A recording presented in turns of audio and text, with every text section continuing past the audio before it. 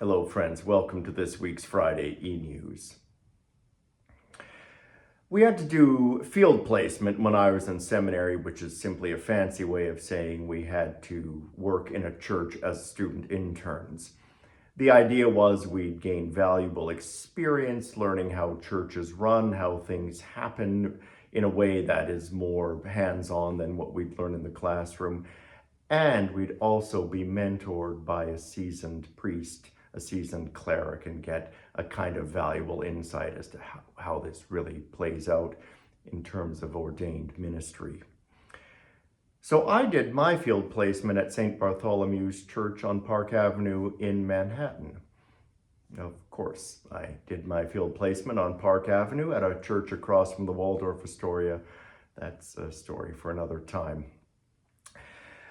For most of the 20th century, St. Bartholomew's had been one of the most prominent, important, and wealthy parishes in the United States. But by the time my mentor, Bill Tully, was called in the early 1990s to be the church's rector, it was in very bad shape, particularly where the building was concerned. It is, an undeniably grand edifice, but years of deferred maintenance had taken their toll, and it was in need of serious repair and restoration. One of the things Bill said when he first arrived, and when people were asking him, how are we going to restore the building? How are we going to fix the building? He said, we're going to fix the people first, then we can fix the building.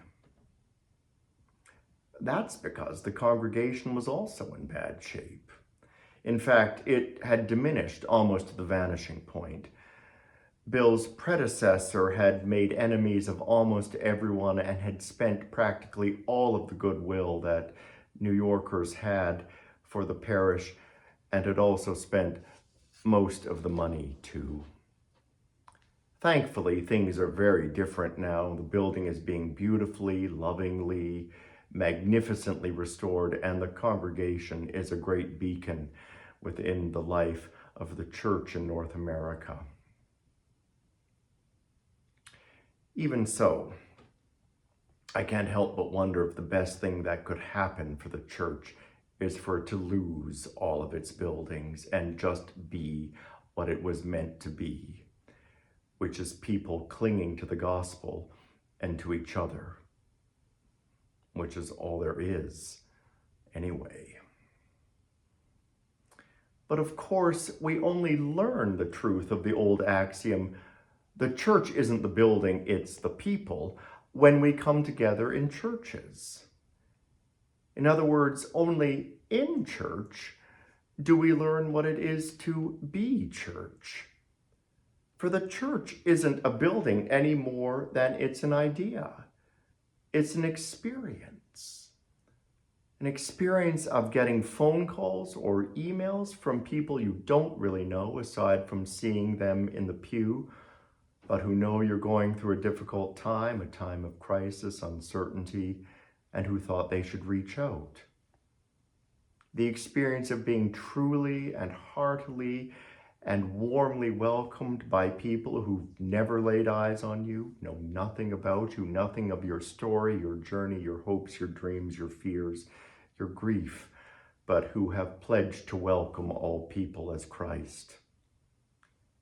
The experience of helping those less fortunate for no other reason than the fact that they've been awakened to the precious Christ-like humanity in every person and have discovered joy in serving others. Some churches purport to have all the answers to life's deepest needs and most troubling questions, but they are inauthentic.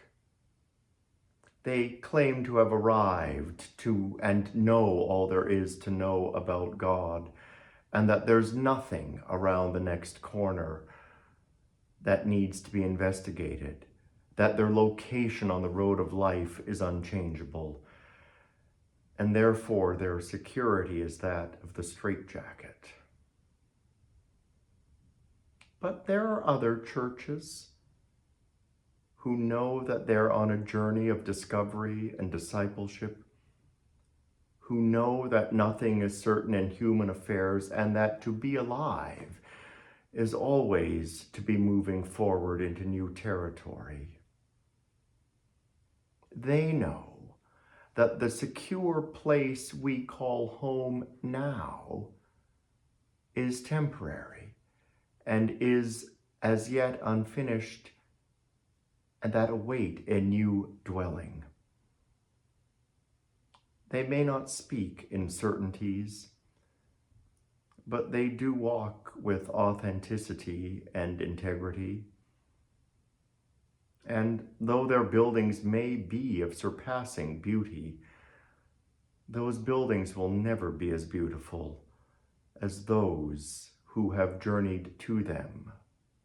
Folks like you and me, men and women who, in their pilgrimage of faith, have found the God of the church in the midst of the church of God.